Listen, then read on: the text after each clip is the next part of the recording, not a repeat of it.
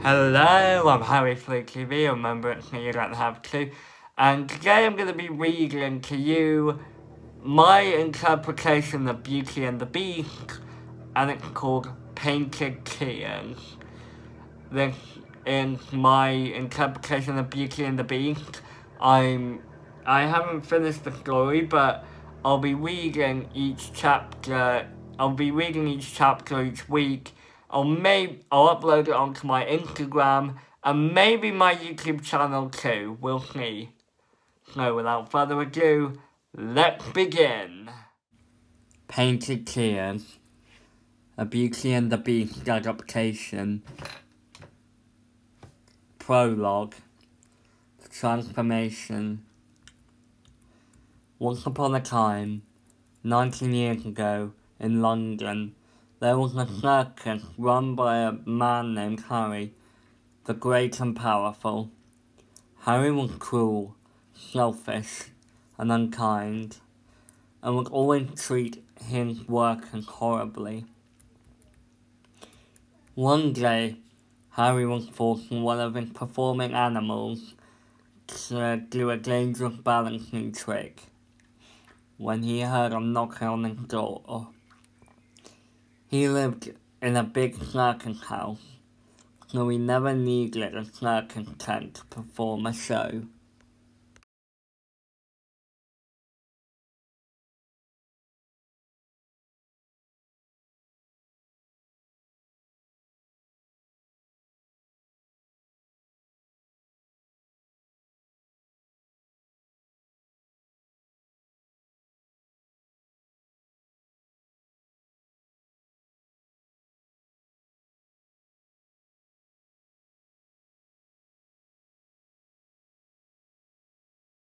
"Oh, don't there!" Harry demanded.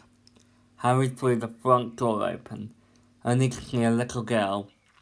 Her face was oddly disfigured. She held out a blue flower as a gift in exchange for shelter from the bitter cold and stormy night. The circus ringleader slammed the door closed, but the girl broke in by forcing the doors open and transformed into a beautiful witch. Harry tried to apologize, but it was too late, for the witch saw that there could be no good in him. As punishment, she put the circus house under a terrible curse, and in anger, she had transformed the ringleader into a powerful and ferocious clown. Throughout his days, Harry the ringleader waited at the top of his circus house. The spell on him and the castle would be broken if someone were to love him, and he loved them in return. But who could ever learn to love a clown? 20 years later. Chapter 1. Princess Stella. Princess Stella woke up to a loud knock on the door. She was not a morning person. She was a pretty girl with long ginger hair, round glasses and a small nose. She looked sweet, but she was strong and feisty. She sat up slowly, and the door burst open.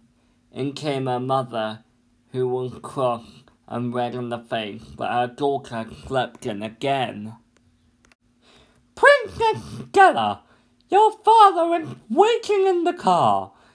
We have a busy outing today, so we need you up and ready," her mother, Queen Martha, scolded. "Just how many times must I say this to you? Stop lazing about in bed and hurry up." Queen Martha then left the room and slammed the door behind her. Stella groaned and grabbed her phone before checking the time. It read 12 p.m. "Oh my goodness," she exclaimed. "Oh bother, I overslept." She rushed out of bed and got changed in a blue dress and red shoes. She hated being a princess, and although she loved her rich life. She hated all the rules and outings. She was a feisty young woman, not a pretty princess. How would we even go out? Stella thought to herself.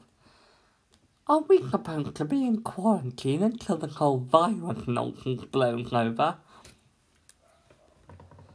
Stella went into the hall to find her father, King Benjamin, waiting impatiently at the dining room table.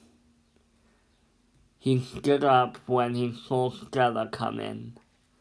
"Where have you been, young lady?" he demanded. "I'm sorry, father.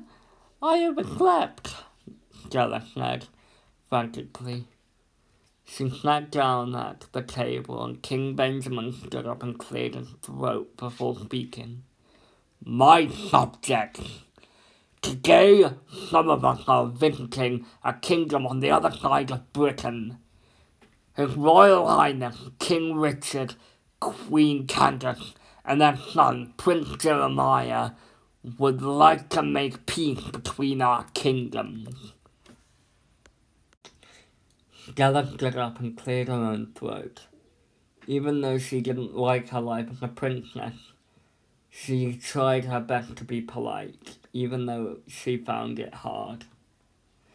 Stella then spoke. "With respect, father, how are we going to get to their kingdom if we're being isolated until COVID-19 is over? Surely we should keep away from others to prevent ourselves from catching germs."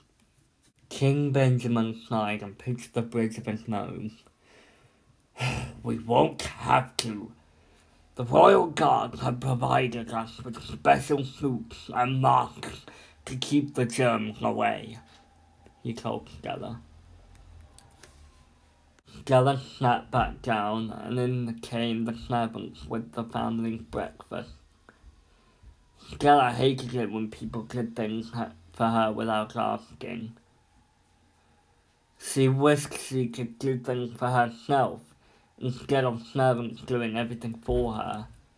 Once breakfast was all finished, the family got themselves ready for their outing. They put on blue suits and masks to put over their mouths. Then they got in their gold limo and the cab driver drove off to the kingdom of Goldshire. Stella sat back in her seat. Although she didn't like the royalty, she did very much like the princes that her kingdom visited every few months. She had seen Prince Jeremiah briefly a couple of times and thought he was very handsome. She was very judgmental when it came to boys. The limo pulled in the driveway of the palace, and Stella and her family got out of the car.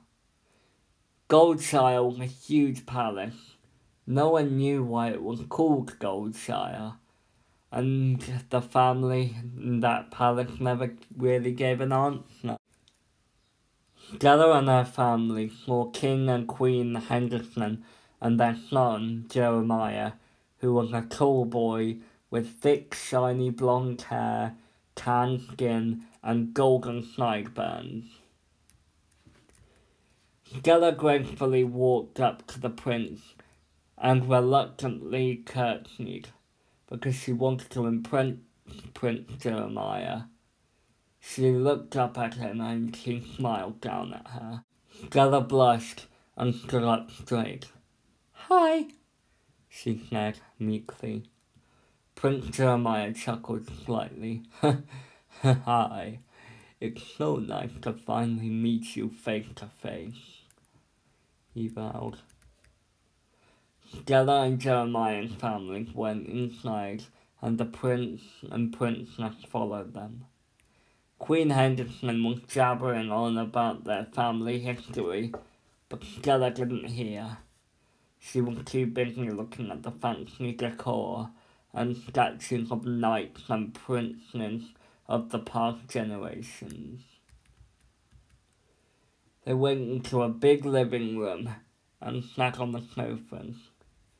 There were 2 large sofas that could fit 10 people, and 2 big chairs that could fit 2 people on them. Jeremiah and Stella sat next to each other on one of the big chairs. So, any thoughts on what the future is going to be like for the Kingdom of Buckingham Palace? King Henderson asked Stella's father. Well, I've been looking for someone to marry Stella here. King Benjamin indicated his head towards Stella. I'm not getting any younger, and I need someone to take over as king and queen during my retirement with my wife. The 2 families talked for a while until Prince Jeremiah stood up and cleared his throat. I'm going to make some tea.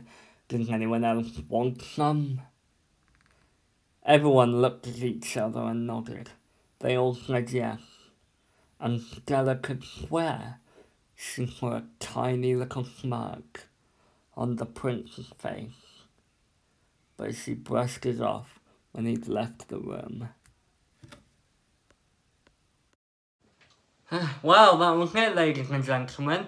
I hope you all enjoyed chapter 1 of Painted Tears, and I will read more of it either next week or the week after, depending on what I'm doing. But for now, I hope you all enjoyed that. I will probably upload this on my YouTube channel as well as my Instagram. So, I will see you all next time. I'm Harry FleuTV, remember, you don't have to. And I apologise if you heard any sound in the background. I'm reading the story from the laptop, from my dad's girlfriend's laptop. So, if you heard clicking, that was me just scrolling down, or rather pressing the down button. So without further ado, I'm Harry FleuTV, remember, you don't have to. Bye!